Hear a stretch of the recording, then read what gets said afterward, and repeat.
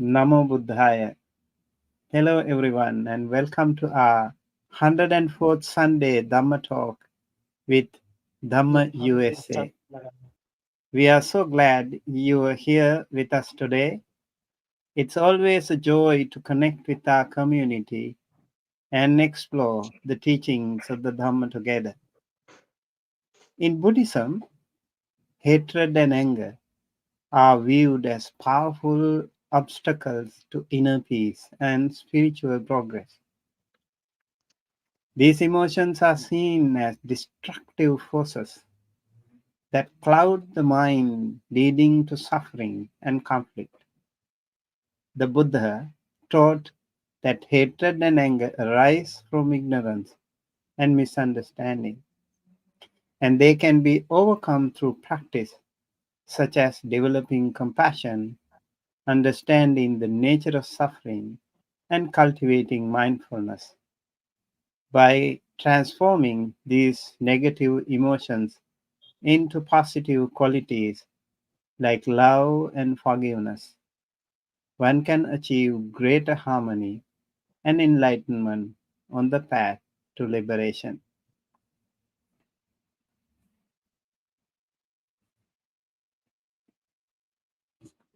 Today we have the great pleasure of hosting Venerable Bhikkhu Sugatananda Thera, who will be sharing his insights on subduing hatred from the Āghātavinaya Sutta of Anguttara Nikaya.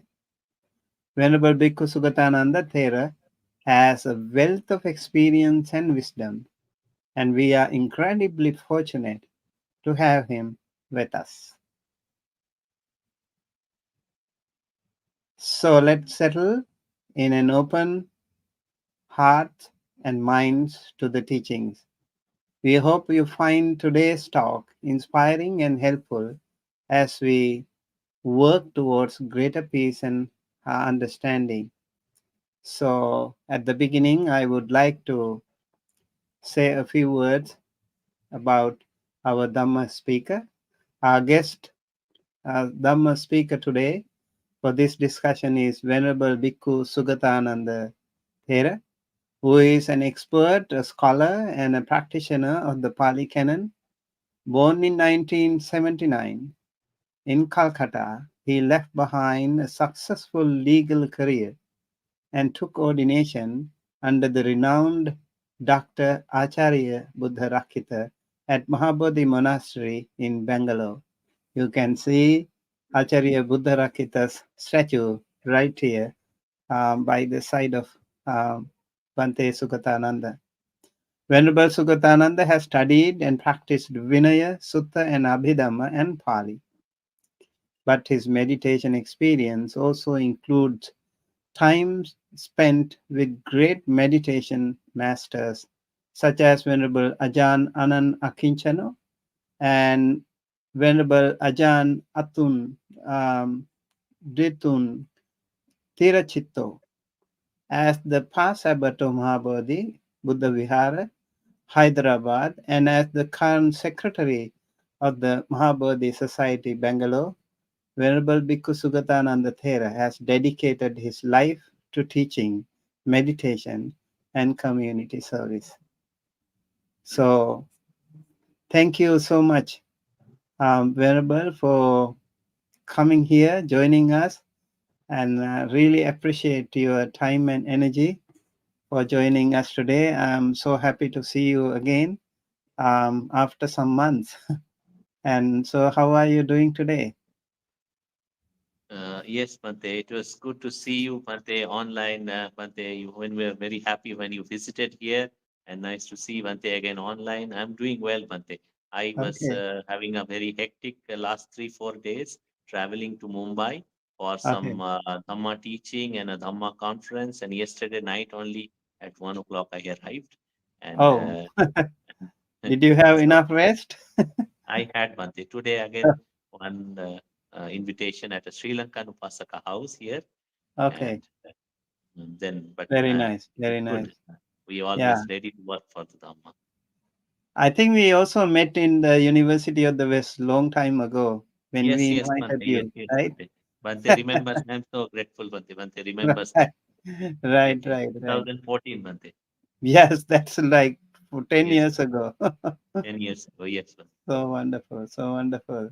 Okay, thank you so much. And without further ado, I would like to invite you to offer the Dhamma sharing on subduing hatred, Āghātavinaya Sutta, Anguttara Nikaya 5161. I think there's another sutta too, right? 162 Yes, also. Yeah, 162. Yes, it's a little bit more expansion of the same by Venerable yes, Sariputta. yes, Bante. Yes. Okay, okay. Please go ahead and thank you so much. Sadhu, Bante. Namo tassa bhagavato arahato samma sambuddhassa buddhang dhammang sanghang namassami. Homage to the triple gem. Homage to Venerable Acharya Buddharakkhita Mahathera, my teacher. Homage and gratitude to Venerable Sumitta Mahathera for granting this opportunity today to speak some words of Dhamma. And Bhante is so kind and compassionate to remember all the past events also. So my humble salutations to Venerable Bhante Sumitta. And today, as Bhante has mentioned, we will be talking about Āghātavinaya Sutta, subduing hatred. So, as Bhante was mentioning, hatred is very, uh, it is some hatred or aversion or anger is something that we all experience in our day to day lives. And uh, whether it is the monks or laity. But the Buddha has said that we can do something about it. There are tools, there are these uh, mechanisms that the Supreme Buddha has given us, and we can use them and we can remove our anger and hatred and aversion and ill will towards other people. And because the hatred, when it arises in the mind, it's like fire. It's burning. It produces a mental feeling which is unpleasant, like a burning sensation in a mind, anger or hatred or ill will or aversion. And if we allow this to happen, and if we do not subdue it, if we do not let it go, then it can control our mind and our all our good qualities. It can affect. And as we know that in the Lord Buddha has said repeatedly that we should keep nurturing the good qualities again and again, and we should keep uh, reducing and letting go and um, fully destroying and completely uprooting the unwholesome qualities. And greed, hatred, ignorance, they are considered the three major roots of all unwholesome or evil, hatred being the second one. And here is a beautiful sutta given by Lord Buddha, which talks about how one can manage this hatred and let it go, reduce, subdue, and let go, and overcome the hatred. This it's called Agata Patibinaya Sutta or Agata Vinaya Sutta in short. Uh,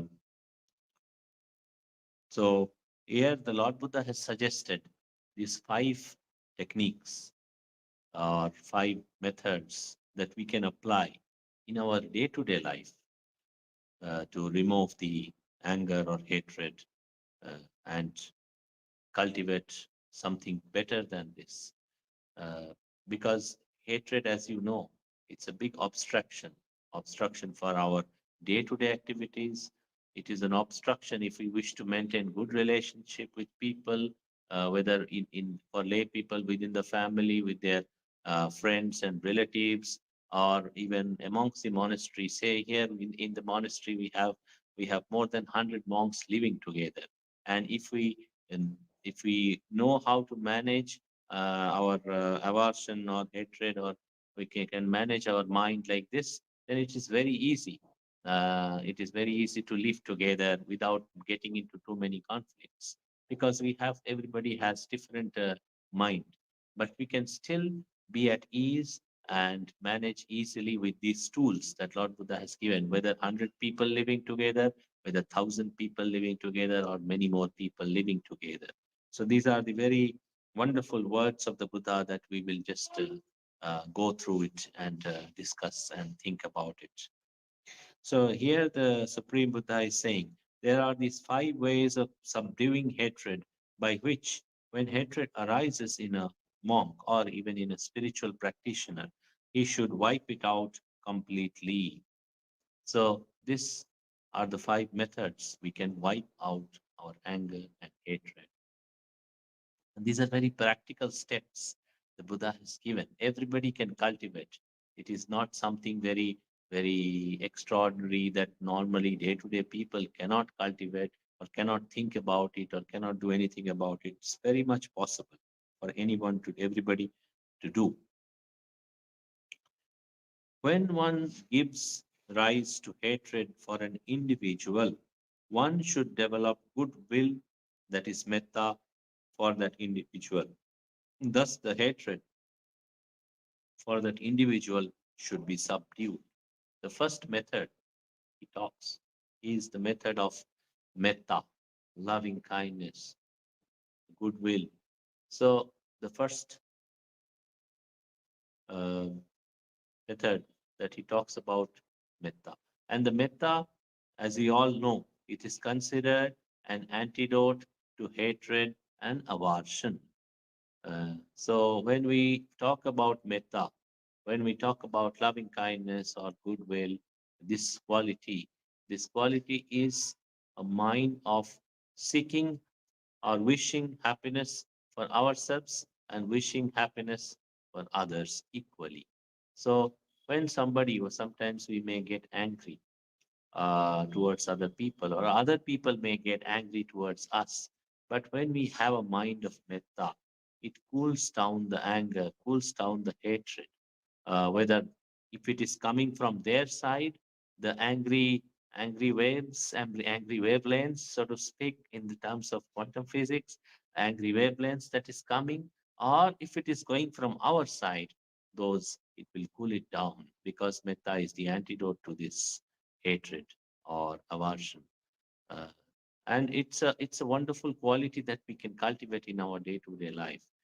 We all seek happiness, everybody, each one of us. We don't seek suffering. We don't seek, oh, may I be unhealthy, may I be sad, may I be full of sorrows or suffering. We don't seek like this. In the same way, the Buddha has said, you can also wish happiness for everybody else, whether it is our near and dear ones, whether it is unknown people, or everybody, all the beings in this entire universe.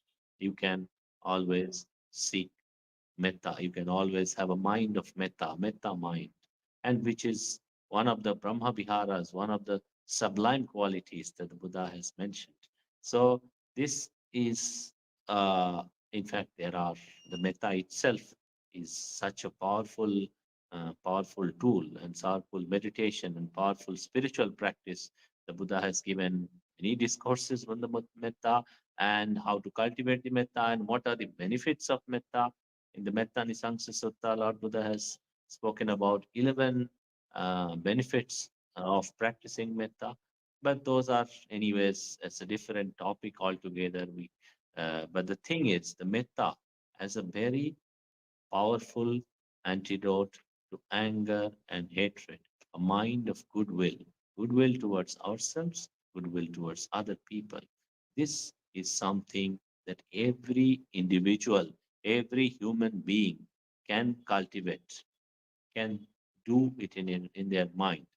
Of course, it requires a little bit of practice, little bit of sincerity on the part of the practitioner. It's not like it's not like okay, one day I get up and then I say, okay, from now on I will have metta for everybody, and then I will not get angry or be hateful towards other people. We need a little bit of cultivation. Everything that the Lord Buddha has given, all the teachings, all the guidance, instructions are all subject to cultivation. We have to cultivate those qualities, whether it is the Brahma Vihara, whether it is the Sila, whether it is the Dana, whether it is the Bhavana, everything. So it is like this. But when we cultivate this quality of metta, first of all, automatically the hatred doesn't arise so much. Automatically, if our mind is rooted in metta, it is much less hatred and anger will arise because we have a mind of metta. And secondly, even if it arises, this powerful cooling effect of metta can reduce, can can subdue, and then eventually the fire will be extinguished. Fire of hatred will be extinguished. So the first thing Buddha has said is cultivate a mind of metta. By cultivating metta, we can give up the anger, the hatred.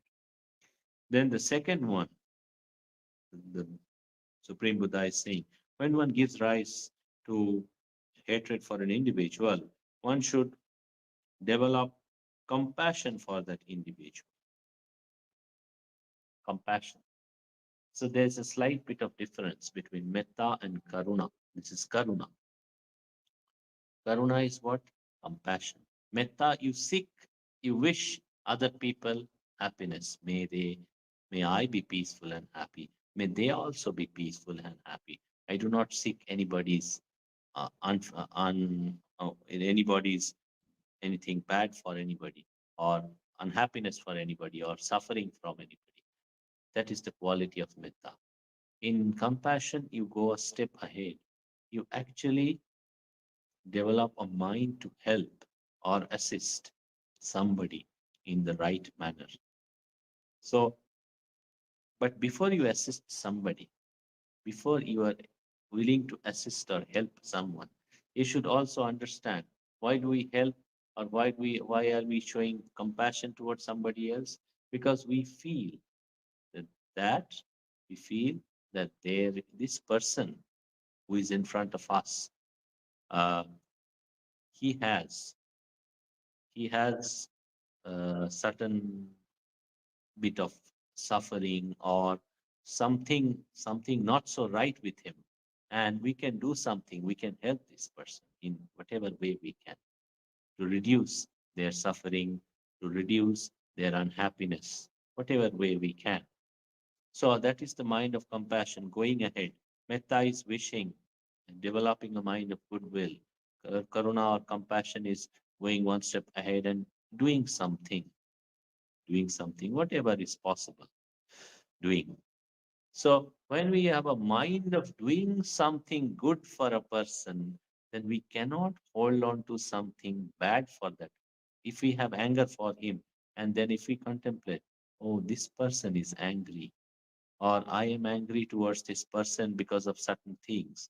But the thing is, if I, if this person is angry or this person is in a state of bad situation mentally or spiritually or physically or whatever way, and if I can do something about him to help him to come out of that situation, that would be so wonderful instead of just getting angry and generating a mind of harmfulness, uh, because opposite of karuna is harmfulness. You are actually willing to harm. In metta, opposite of metta is hatred. You hate somebody. Opposite of karuna is you hate somebody so much that you actually wish to harm. But it's opposite of that harmfulness.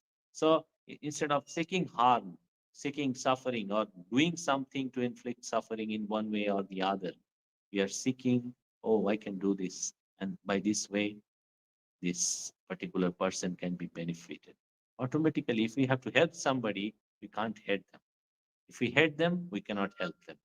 So, this is another wonderful quality of compassion that the Buddha has given, karuna, to kind of subdue the anger, hatred towards other person. Metta and karuna. These are the two qualities that we talked. One is seeking, having goodwill, and having a mind to be kind, compassionate, helpful. And if we have a mind of goodwill, if we have a mind to help and be compassionate, then we have to reduce our. Both things cannot work together. We cannot be angry and helpful. When we are trying to help, that time our anger must go. Anger must go away. So this is the second method that the Buddha has given. And then comes the third one. When we give rise to hatred for an individual, we should cultivate equanimity for that individual. Upekha. Upekha is here, it's like not like neglecting somebody or um, I don't care what happens to him. It's not like that. It's like understanding, recognizing that this anger or the hatred is not something good, not something beneficial, not something connected to Dhamma. It is against the Dhamma. And then when we think like this and let go, Upekha is letting go with wisdom, letting go with wisdom. So when we have the mind of letting go with wisdom, we have to let go the anger.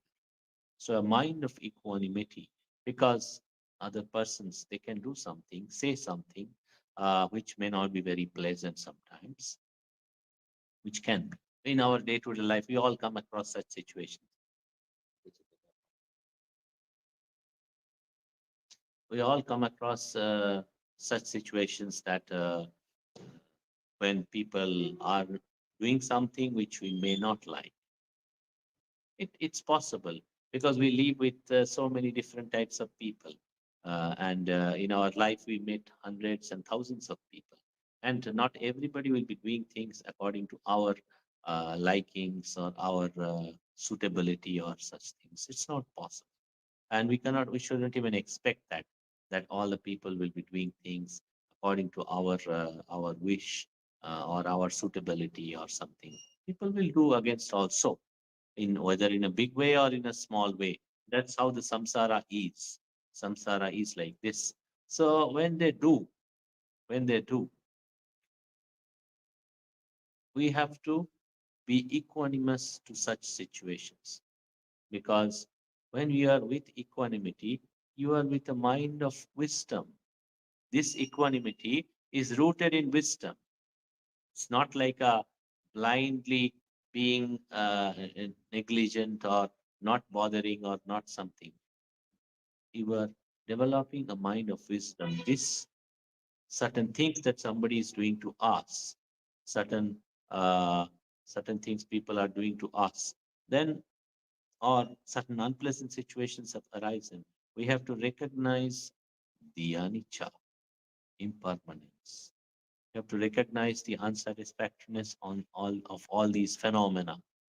Then only we can have the right kind of upekha.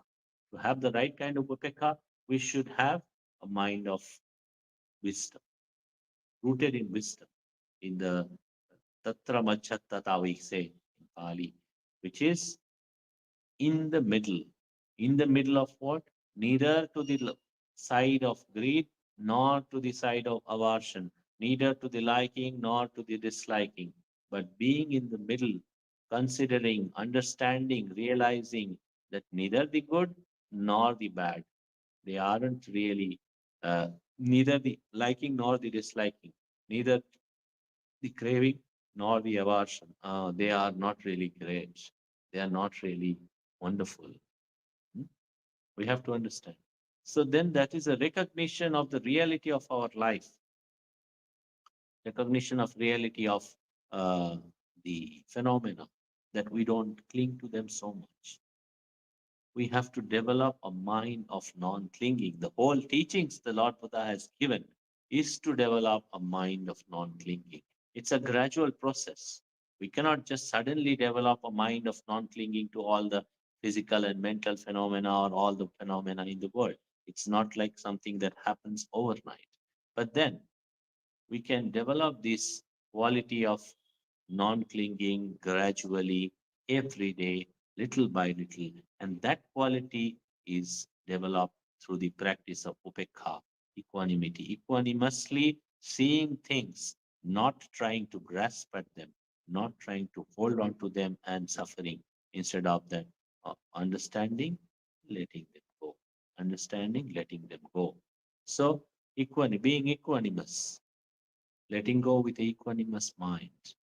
So this is a wonderful practice, and it's a practice that we need to, just like the metta, just like the karuna that we talked about, loving kindness and compassion. This upekha also is something which we have to develop little by little. It is not something that we can fulfill one day. We can make it to bring it to the fruition one day.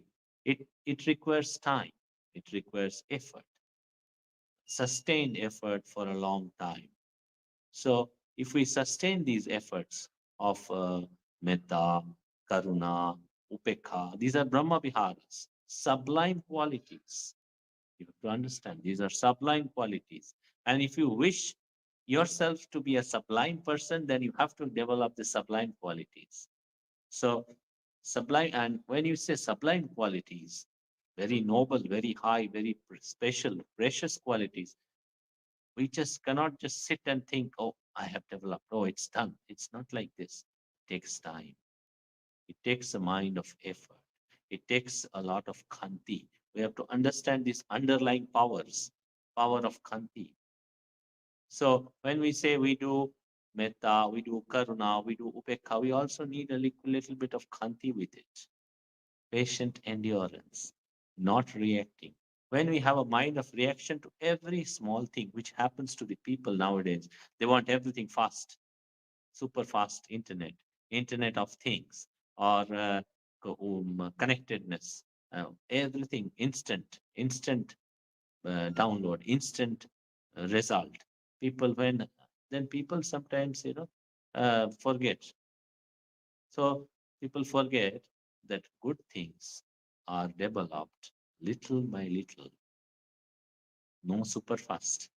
The Buddha, before becoming the Buddha, he also required four asankhya one lakh kalpa, 100,000 plus four asankhya kalpa to become a Sammasa Buddha. It requires time. He had to also go through a lot of struggles and suffering, but he continuously did. He didn't stop. Or the people, or the chief disciples, or the great disciples, or the great arhants, we have seen their life stories, their beautiful, wonderful stories, or the great arhant theras, arhant theris, or great monks and nuns who attend to Sotapanna, Sagadagami, Anagami, or also the lay Upasakas and Upasikas who have attained to the noble Magga and Phala, Arya Magga Phala. They have also done it, life after life, patiently, dedicatedly, again. So these things, when we talk about these things, we have to understand these things are a matter of cultivation.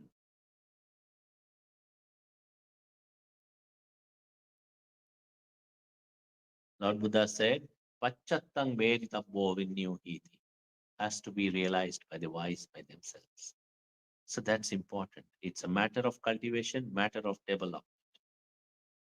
So when the Buddha teaches something, when the Buddha teaches something, what is he doing? He's pointing to something. He's pointing to certain things that we should cultivate, or he's pointing to certain other things that we should let go. So everything that he says, certain things he says, these are bad, let them go. These are good, develop them. So he's pointing, but we have to go pick it up and carry it in happy situations, in sad situations.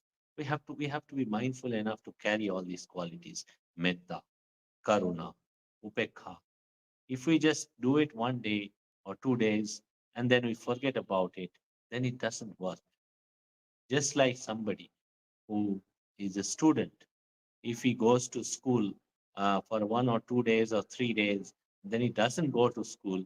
The student or doesn't learn any of the important subjects, neglects his or her studies, has no chance of being a good student or a meritorious student or successful, or somebody who wants to be successful in the job or wants to set up a business. They have to dedicatedly work for it for a long time, sometimes years together. That then only the success comes. So like this. Even the practice of Dhamma, development of Dhamma, cultivation of Dhamma is all a matter of practice. Sincere, dedicated practice, sustained practice over a long period of time. Nothing sudden, nothing overnight. It cannot be. So we talked about the metta, we talked about the karuna, we talked about the upekha. So this is, and then uh, these are the three things. Then the fourth one, fourth quality again, Lord Buddha says, if one has hatred towards an individual, one should pay him no mind and pay him no attention. Don't give him attention if you are getting angry with somebody and you keep thinking about him all day long. Automatically, your mind will be unhappy and get more anger. If you think, I hate him, and then next day, next moment, you think, I hate him, and the next moment, and from morning till evening, you're thinking only, I hate him, I hate him, I hate him. How will you reduce your anger? So the enemy is right here. Anger is right here in our mind. So we must recognize, oh, this is the enemy, and if I just think about it, if I just keep repeating the same things, sometimes we are caught in the loop of our habitual tendencies, conditioned by avijja, pachaya, sankhara. So we have to break that cycle. We have to break. So if we, for example, for example, our world we experience, what we experience visible things through the eye. We experience sound through the ear. We experience smell through the nose. We experience taste through the tongue. We experience touch sensations through the body. And we experience thoughts and feelings through the mind. So we experience there's the six senses and then sensory phenomena, and there is this sense consciousness, eye consciousness, ear consciousness, nose consciousness, like this. So contacting, always contacting, passo, salayatana pachaya passo. Six senses conditioning the contact. And six senses when conditioning contact, passa pachaya, vedana, feelings arising. Feelings arising. And when the feelings are arising, Vicky ko ban kar, Vicky ko ban kar. Feelings when they are arising, when what happens? Vedana pachaya tanha. Tanha pachaya upadana. So this is how the process is going on, cycle. Paticca Samuppada is going on, day to day, moment to moment. So we have to sometimes withdraw our mind from those things and divert somewhere else. Somewhere else. We have to. The Buddha is saying, pay no attention. Pay, don't bother about it. Don't bother about that person. Don't bother about those things. Don't allow your mind to go and grasp at those things. Sometimes we have to do. It's a very practical way of looking at things. Because if we are just thinking and doing, thinking and doing, thinking and doing, then it doesn't stop, just like a fire. You're adding fuel to the fire and then expecting the fire to get extinguished. Doesn't work. Doesn't work in this world. So stop giving fuel. Ignore. Let go. Bring your mind. Go. Allow your mind to go somewhere which is better than this. Better than this. But don't focus on this point. Okay, okay. I know this person is not so good, but I don't bother. I don't want to. I don't want. I don't my mind to struggle. Ultimately, all the spiritual practices is like pointing towards ourselves. When we say we do metta for other people, but whose mind gets purified by doing metta? Our mind. When we say we have compassion, we try to help other people. Whose mind gets purified by karuna? Our mind. When we say we let go with wisdom, equanimity, upekha, whose mind gets wisdom? Whose mind is uplifted? Our mind. Similarly, when we don't pay attention to the unwholesome things or unwholesome qualities or something bad about other person and subdue our anger, whose mind is benefited? Our mind. So it's all tools, all the 84,000 discourses the Buddha has given, connected with the world, connected with various situations of the world, but then ultimately pointing inwards, not pointing outward, because the kilesa is here, avijja is here, tanha is here. And if it is coming inwards, then only it will work rightly. If it is going outward, then it will not. Today, tomorrow, it will not. The teachings of the Buddha are capable of uplifting the mind of a person, in fact, capable of liberating a person. We all know that. We have seen enough Arhants and Aryas and heard about them. But why is it so? Because it points inward. Directly, the Buddha is pointing towards each one of our ignorance and craving, avijja and tanha. He's saying, right here, you see. Right here, you see. He's saying like this. So uh, we have to do like that. Metta, Karuna, Upekha, and paying no attention, being the fourth. And the fifth one is a beautiful contemplation again. When Lord Buddha is saying, when you are angry towards a person, one should direct one's thoughts to the fact of his being, product of his action. Also, there's a contemplation. Kammassa kumhi, kamma dayado, kamma yoni, kamma bandhu, kamma pati sarano, yang kammang karisyami kalyanang bapapa kamma, tasadayado pavisami. So, what it means is,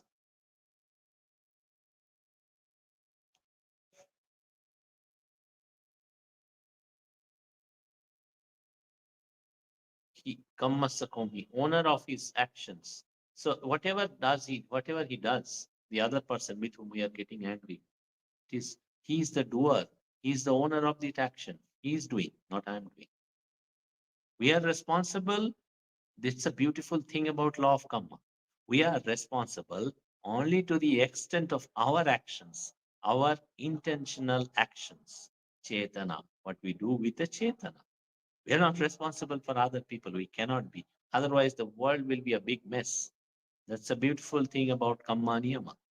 We are only responsible towards that much. So Kamma Sakomi, he is the one who's doing his actions. He is the owner. And he will inherit Kamma Daya, those results. Whatever comes, it will go to him, not to me. And he is born of his actions. Kamma Yoni, born of his actions. He is born out of his actions because Kamma is the one which causes the birth. Kamma Bandhu, his actions are his friend. Means they stay like friends, no close friends. They stay with us all the time. Similarly, the actions and the results, they stay with us all the time. We can go to, people can be born in the heaven, people can be born in the hell, people can be born anywhere. I know, in fact, the Lord Buddha, there's one Gatha in the Namapada.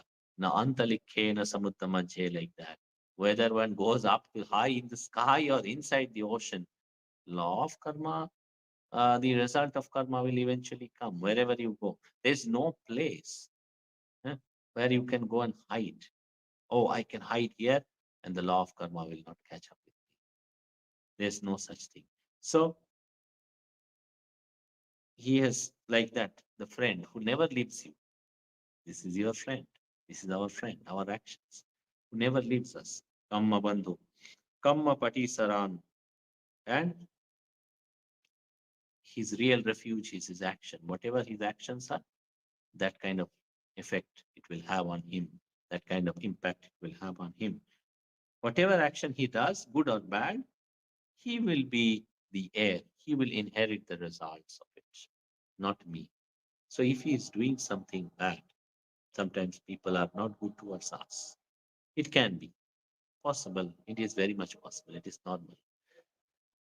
But then if they are doing something wrong or bad or harmful or anything, but if we are not being harmful to them, they are harmful to me, the results of their evil actions shall surely come to them today or tomorrow. We have to contemplate. It will not come to us because I am not the one doing unwholesome. They are the one doing unwholesome. So this is how you can also, this is being the fifth method. In this way also, when you contemplate, okay, he's doing something which is not right, very bad or wrong or harmful or whatever. But then his karma will catch up with him. His action, results of his actions will catch up with him. I did not hate him. I did not wish, oh, may he go to hell. May he suffer. May he have all kinds of suffering. I did not think. I did not bother. Eventually, everybody will be getting the consequences of their actions, whoever it is, whether it is the rich or poor, king or pauper, does not matter. For law of karma, everybody is same. Everybody is same. There is nobody higher than the law of karma. No ruler, no powerful person, nobody in this world higher than the law of karma. Everybody is under the law of karma. And law of karma will take right action only at the right time. We sometimes it may happen today, sometimes it may happen after hundreds of lives that we cannot predict. We are not the Buddha to predict such things. But the thing is, it is eventually whatever good and yang kammang karisyami, kalyanang papam, good and evil. If we do good, someday good shall come back to us. If we do evil, someday evil shall come back to us today, tomorrow, or some other day. Same. So when we contemplate, then we don't have a mind of hatefulness, harmfulness, hurting, killing, or anything. So these are the five things we can all do. Develop a mind of metta, develop a mind of karuna, develop a mind of equanimity, upekha, uh, not not clinging, not holding on to it, letting go. Develop a mind of uh, no attention, not bothering, not paying attention, and develop a mind of understanding of law of karma. So when we do the kind of practices, automatically, like our mind at one point of time, only one thing it can hold, either something bad, harmful, damaging this, that, akusala, or something good. So if we are developing these things, then and if they are making these things powerful, if these tendencies are powerful, first of all, mostly the anger or hatred will not arise. And even if they arise, since we have these powerful tendencies, wholesome, powerful, wholesome tendencies, metta, karuna, upekha, and, ignoring, letting go, and this kamma contemplation, then automatically our mind is rooted in wisdom, rooted in right thoughts, rooted in right attitude. Then it, even if it is distracted by anger or hatred for a short time, it will come back to senses. It will come back to the right path. So we all can do this. And managing hatred, and people nowadays say anger management courses. And so anger management courses, and it's a big thing sometimes in some places. This is anger management. This is management, simple anger management. How to manage your anger, how to manage your ill will.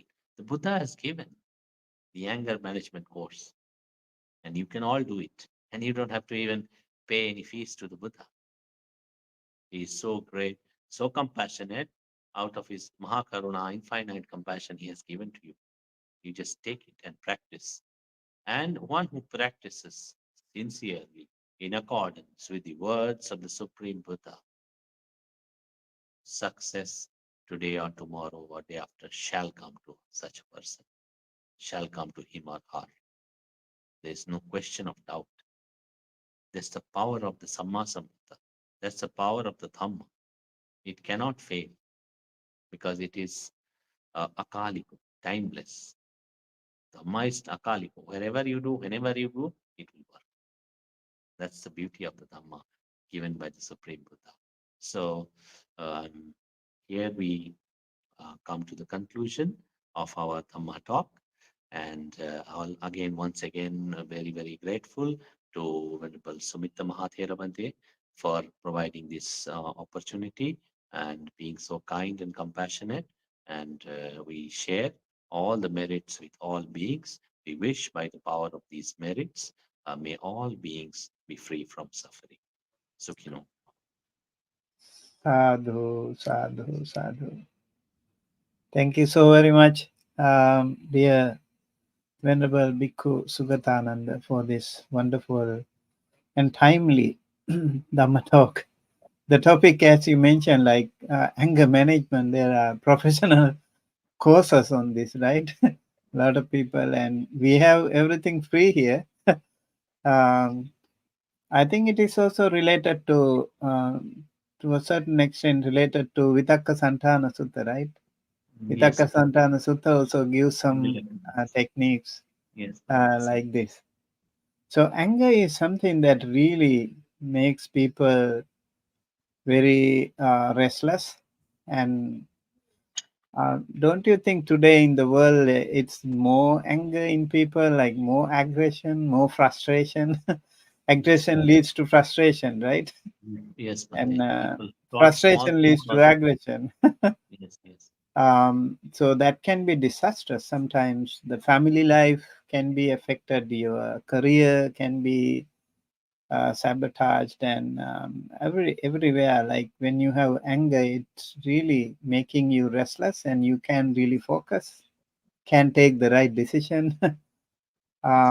Yeah, I think it's really important. Like everywhere in the world, we see like wars, country to country, and then people to people groups, and it's so unfortunate that is happening. Like this aggression, the anger, the hatred.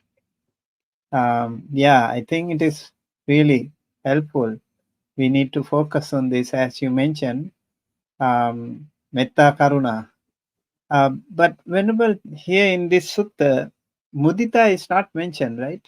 No, Bhante. I was also reading and I didn't find mudita. Right. Maybe, Do you have any idea why we don't have mudita there? uh, maybe Bhante, because uh, jealousy is when we have anger, and then jealousy becomes very strong. And so, if and I think practically, I have seen in what I have seen in people, Bhante, based on that, I'm telling Hmm. that when we say you do metta, people are okay with it. You do karuna, people are still okay with it. You let go with upekha. But when we say be happy in other success, a lot of people take a step back. So it may be a little tougher to do, being happy, rejoicing in others' success.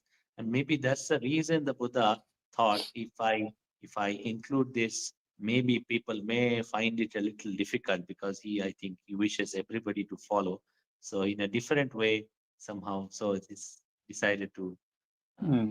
Hmm. because practically what I have seen, Bhante, metta is people okay, karuna is okay. But when they go to mudita, always It's a hard. little not so easy, Bhante. It's Not more so easy. challenging. Yeah. It's more challenging. People Yes. people can very easily melt their hearts when you see somebody suffering. Yes, But when Bhante. somebody is happier, you feel like jealousy, the Yes, yes, kind of fire is yes, arousing in you. Yeah, yes, it's yes, very hard. It's hard yes, compared to karuna. yes, Bhante. Paradukke satihadayam kampeti iti karuna. You feel like that, you know, that compassion for that person. Your heart becomes a little bit melt. But when you see somebody happier than you, smarter Happier than than you, you. Exactly, Bhante. Happier right? than you. Yeah. People, because people have, since I feel like this, people have unhappiness. And when they see somebody happier than you, difficult to appreciate. Maybe they don't find Mm. it so comfortable anymore. Very tough. Yeah, very tough. It's a next level Yes, practice. Yeah, but we definitely have to do that. yes, Bante. Yes, We need to practice that too. So yeah, I think Karuna mudita is something that we need to think. Um, uh, did you also take a look at the other sutta? other Um, sutta I did, Bante. In fact, one of the times on our Sunday discourse, I actually gave a discourse on the second one, Bante, mm, 162, which is described by Venerable Sariputta. right, right, right. Maybe I'd like to invite you again another session Yes, Bante. for that Yes, sutta, if definitely. possible. That'll Yes, be, I think, maybe. Yes, sure, that Bante, should be sure. the continuation Yes, Bante, yes. of this sutta. Right. Yeah, Yeah. that is also a beautiful sutta. Right. Right. Right. Um, also, maybe take a look at the Vitaka Santana Sutta Yes, Bante. comparison. And as you mentioned, like the power of metta can really solve so many questions that arise in us. It really is. Um, so today we have some questions here. I don't know if it is a question here. Like Pure Care says, whenever we try to forget the enemy, we remind him. Okay, kind of a comment, but it can also be a big problem, right? Yes, So, Bante. how and why, when we try to practice metta to someone who is unfriendly, that becomes so challenging? um, what is your advice to this person? Yes, what I would like to say, Bante, is yes, yes, we are prone to remember our enemies more than maybe prone to remember our friends. Friends we remember once in a month, maybe, but we remember our enemies sometimes every day because of that. So when we say, when we say, when Lord Buddha said, for example, don't pay him attention, don't bother about him. It is one statement, but it has a deeper connotation, I feel. And that connotation, the deeper meaning is he was saying, look at your mind. When you are remembering him, how do you feel? You don't feel good. And if you keep remembering him, you will never feel good, and you are the one who should feel good because you should have metta for yourself, karuna for yourself. So you are also entitled to feeling good or feeling peaceful or happy. So when you pay attention to him, look at yourself. When you are thinking about him again, more than him, you are unhappy. Maybe he is far away, but you are unhappy every day. You have a grudge, you have a pent up anger or emotion, and you carry it, and you just, it's like a fire which is getting almost burnt out, and then you put a little fuel into this, and again it burns for some time.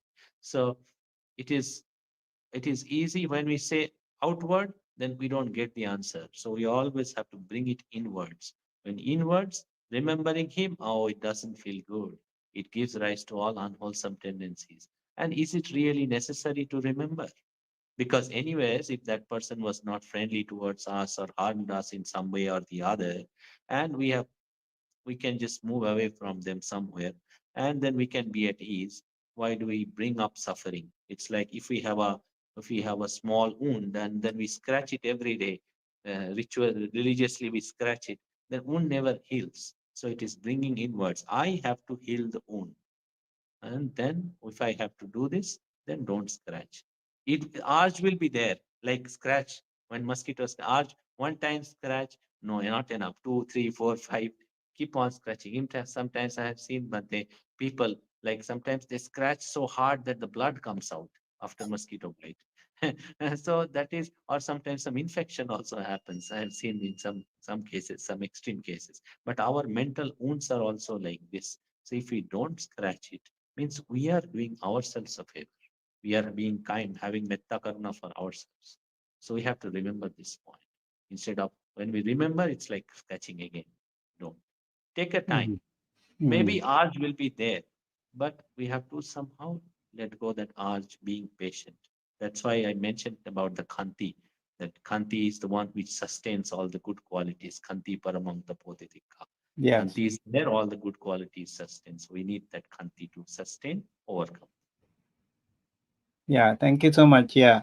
It's like the other case, like when we were talking about the Brahma Vihara, how challenging it is to practice mudita, sympathetic joy. Just like that, here also, it is easier for you to practice loving kindness towards yourself, towards your loved ones, towards the neutral ones, maybe even towards all sentient beings, like you don't really highlight.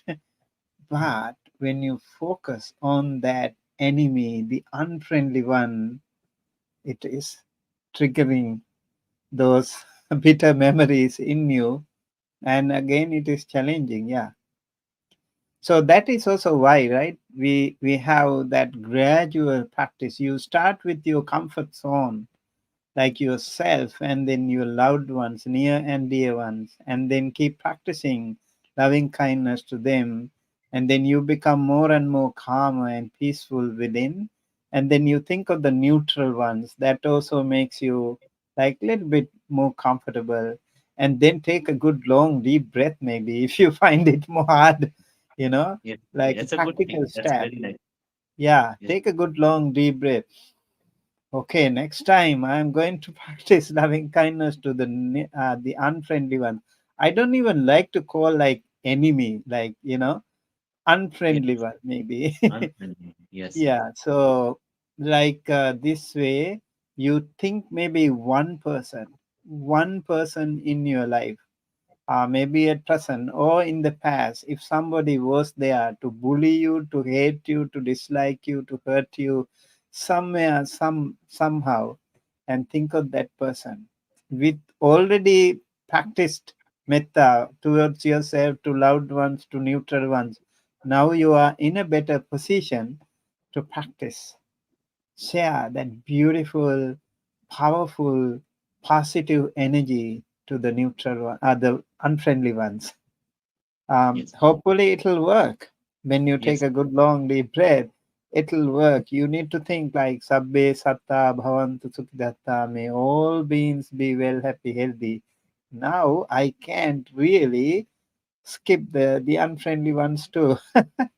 So yes, with your complete pure heart, you think of that person and send loving kindness to that person, well wish for that person. Maybe he or she needs more compassion from you because of the situation. Hopefully that will work. And you are the first one to be benefited, right?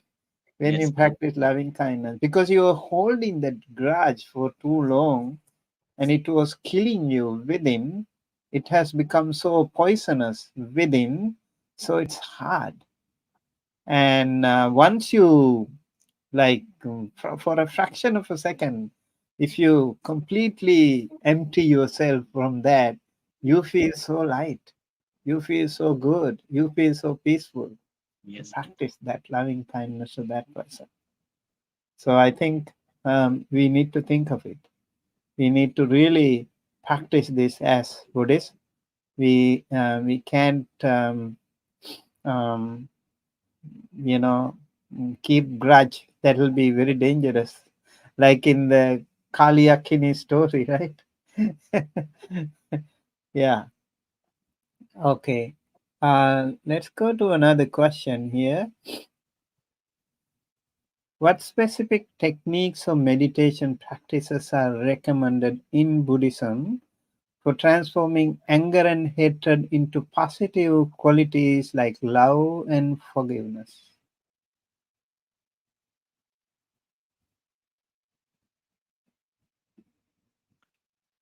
Do you have some idea? yes. I think just that is what was the theme of the discourse today, subduing anger and hatred. So just the things that we have talked, metta, karuna, mudita, upekha, and letting go, and contemplating the law of karma and its consequences. So these are things. These are the things that we can, uh, these are the techniques, so to speak, or even metta is a meditation method, karuna or upekha, these are all, or even the contemplation of law of karma, that is another meditation method. It's a meditative. When we say contemplation, it's always meditative contemplation. Whatever contemplations Lord Buddha has taught are all meditation, are kind of meditations, meditative contemplation, not just intellectually thinking. Thinking, when we say contemplation in Buddhism, Pachavekkana or Anusati, especially the Anusati, it is something that you take an object of contemplation into your heart, you contemplate from your heart, not just intellectually, so that the heart that gives rise to deeper wisdom. So when you think, contemplate the anicca sanya, for example. When you contemplate the anicca in that way, then you recognize the anicca in every phenomena. Wisdom of anicca becomes stronger in your heart. So the practice should be like this. So all these things, metta and karuna and upekha and other two things, not bothering, not paying attention, and then the law of karma, contemplation. These are the things which, because mind can, I also said today, mind can hold one object at a time. If you are allowing your anger and hatred to sit there and do nothing about it, it will sit there. But if you say, no, no, I can replace them with something, and I will keep replacing, and I will not entertain the anger and hatred, and I will instead entertain the metta, karuna, etc., all these qualities, then your mind is full of them. Then they wouldn't have a place to sit. It's like somebody comes to your house, some unwanted guest. What you do is you bring all your family members and you bring some of your friends and relatives and you make them sit. So that unwanted person has no chair, no sofa, no cushion to sit. And then he stands there for some time, but nobody is giving him any place to sit. Then after some time, oh, I don't have a place to sit. I'm getting up and going away. So we have to also bring the right things again and again, so that wrong things eventually leaves. So we can do like this. And I think everybody, every individual, especially every individual, when they're interested in the Dhamma, means they have some wisdom, they have some amount of farming, they can do it. Everybody has the power to do it. You all have the power to do it. Only thing is, sometimes we get a little, as we said, that sometimes it takes a little time. It sometimes it doesn't work so quickly, and sometimes people get, oh, I have been doing, but it didn't work. We hear a lot of people, I have been trying to meditate, but somehow it is not working. Maybe just a little bit of patience and little bit of sustainability, sustained effort will be doing wonders. But somehow because of that, it's not working. So we have to think, oh, because just a little bit of this thing and it will work, no problem. But we have to say sometimes, no problem. Just as Bante said, take a deep breath, no problem.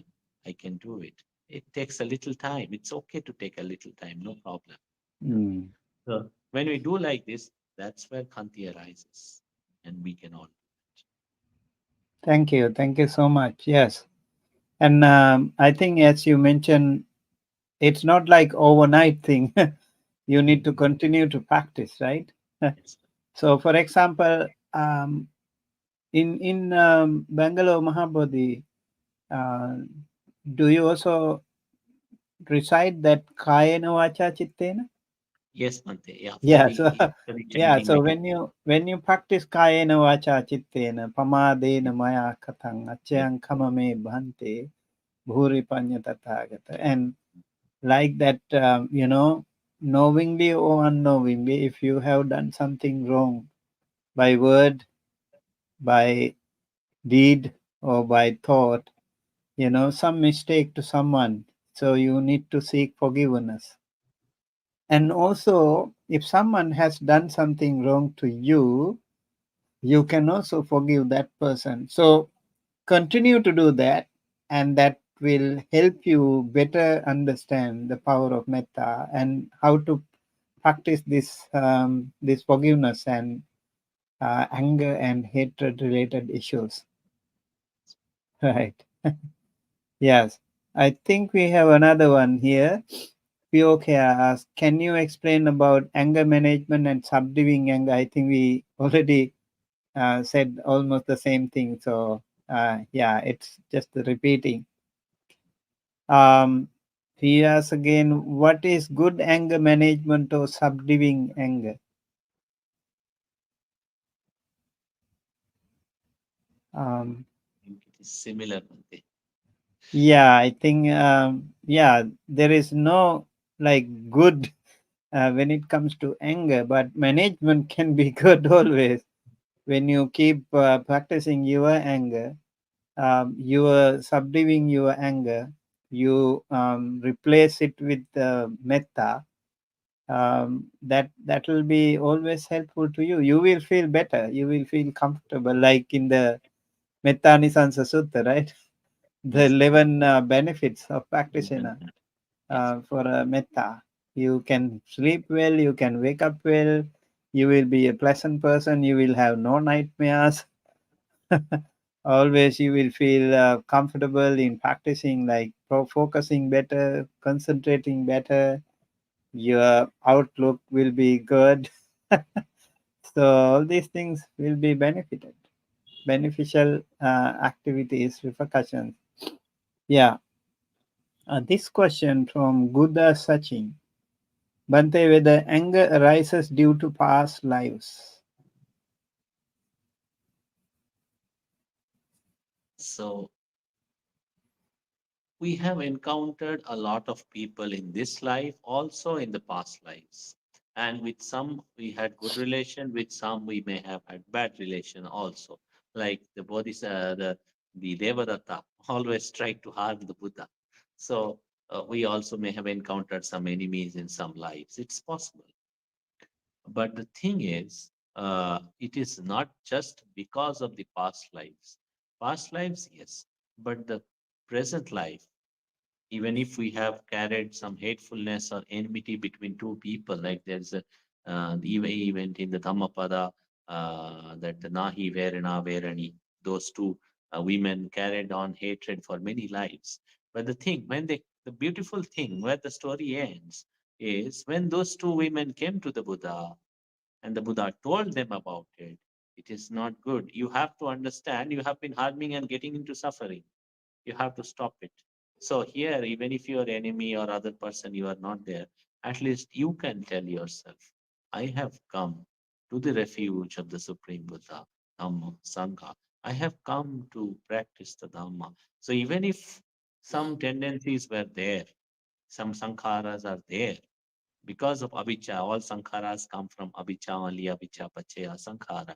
So now it is time as as my respect towards the Buddha to reduce that sankhara, reduce that tendency. So it can because of the past sankharas or past bad relationship, and sometimes we encounter same people in some other form in this life. It may happen. It is not impossible. And in fact, there are such so many incidents in the text in the Dhamma. Such many such things are mentioned also. But the thing is, as of now, at the present moment, we if we think, oh, it has arisen because of the past enmity, that's not where we should end. We think, what can we do about it right now? Is it good? Is it beneficial? Or is it harmful? Should we cultivate? Should we let go? Should we hold on to it or should we let go? That is what the contemplation. So, Dhamma is always moment to moment contemplating what right thing we can do, what wrong thing we can stop. Sabba papassa akaranam kusalassa upasampada. Uh, So, so if that is the case, whatever papa or evil are there, we have to akaranam, not to do. Even if we have done, we know this is evil, we must make the effort. Yes, it will take time. One day, suddenly, you may not overcome all the evil tendencies, but we have to keep trying till it gets better, until you are in a better position, and also kusala sopa sampada. So, if you do like this, even if it has come from the past lives or past enmity or past sankharas, eventually you will overcome. Eventually, we all can. If people couldn't overcome, then nobody will become an Arya, nobody will become an Arahant. Everybody will remain Putuchana.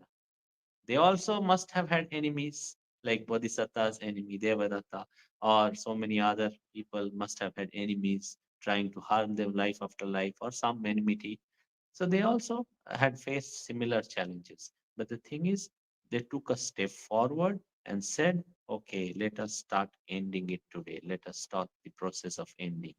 Let us not start, let us not continue with it. That's important. Yeah, thank you so much for that explanation. Because sometimes anger can blindfold you. You don't know what happens to you when you are overwhelmed with anger and hatred in particular. That could go to, from one bird to another if you don't try to finish it off right here, right now. Mm. So focus more on at your present moment, because that will help you at least cut off from that. Even maybe the past karmic actions can really lead you to maybe you become a dosa charita person, like uh, Mm. anger Mm. temperament that can be there for some people, but you need to make some effort right here, right now, and that way you can avoid um, being carried it away to further in future lives as well. Yeah, I think it is very important. Even though something happened in the past, now it is time for you to take a good action. Be mindful and be wise, and think of that danger, the harm that happens to you and to others. Um, so, practicing loving kindness and subduing your anger can be very helpful. Even though the past karmic actions are there, your present action can really overtake that. Right. Yes. Thank you. Thank you so much. Yeah, I think this topic, Kodhavagga in Dhammapada, can also be helpful. I have started a series of Dhamma talks on Dhammapada, chapter by chapter. Hopefully, you can also watch that later on Dhammapada. Yeah, Kodhavagga. Right. Okay. So I think with that, we would like to conclude today's session. Thank you so much, Venerable Bhante Sugatananda. I also would like to appreciate those people who joined us today: Lakmali Kudiligama, Sachin Godas, and Sonam Dorje, and Anil Dhare, J. Manuel, and Sasana Rakita, Bhante Ji, Piokea, and Anil Dhale. How do you call it? Dhale? Dhale. He is an Dhale, Upasaka okay. from Mumbai. He's Upasaka Okay, from. okay. I met him there for And yesterday. yeah, Shivganga Gaikwad, Anjali, and all the other people, even the people who will join us later, who will watch this later. Hopefully, this will be helpful to all of you. And if you find it helpful, please share with your friends and family and other groups so that they can also be benefited. We would like to take this opportunity to um, pay our gratitude to Venerable Bhikkhu Sugatananda for this wonderful session. Thank you so much, and also looking forward to seeing you again with another session, Yeah. maybe with the other sutta, whenever you Yes, are Bhante. ready. Yeah. So with that, we conclude. May you all be well, happy, healthy, safe wherever you are. May the Buddha Dhamma Sangha bless you, help you, protect you, and guide you towards the right path. May the Maha Bodhi Society Bangalore and all the branches around, and all the Mahasangha members, the devotees, friends also be well, happy, healthy, safe wherever they are. And may you, Bhante Sugatananda, be able to continue your Dhamma service with long life and good health with the blessings of the Buddha Dhamma Sangha. With that, we conclude our session today. Looking forward to seeing you with another Dhamma talk on Sunday. And apart from that, we will also have an Abhidhamma class and other Dhamma sessions. Please take a look at our social media, Dhamma USA network, Facebook, YouTube, LinkedIn, and all the other uh, social media platforms where we are posting our Dhamma services for the benefit of the many.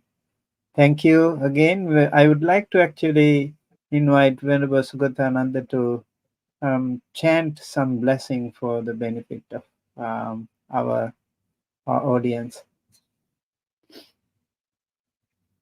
Uh, Before the chanting, once again, my salutations to Bhante Sumita Mahathera for kindly, graciously remembering me and giving me this opportunity. And I'm very grateful to Bhante and for your all kindness, compassion, and blessings. And should we do Sabbitio, Bhante, Yes, for the yes, blessings? yes, please. Okay. Sabbitio bibhachantu sabbarogavinasatu mate bhavattu antarayo sukhe dīghāyuko bhava abhivādanasīlissa niccang vaddhāpachāyino chattaru dhamma vaddhanti āyuvanno sukhang balang आयुरारोग्य संपत्ति सग्ग संपत्ति में वच अतो निब्बान सम्पत्ति यमिनादेशमिच्छतु भवतु सर्वमङ्गलं रक्षन्तु सर्वदेवता सर्वबुद्धानुभावेन सर्वधम्मानुभावेन सर्वसङ्घानुभावेन सदा सुखी भवन्तु ते सा Sadhu, sadhu, sadhu.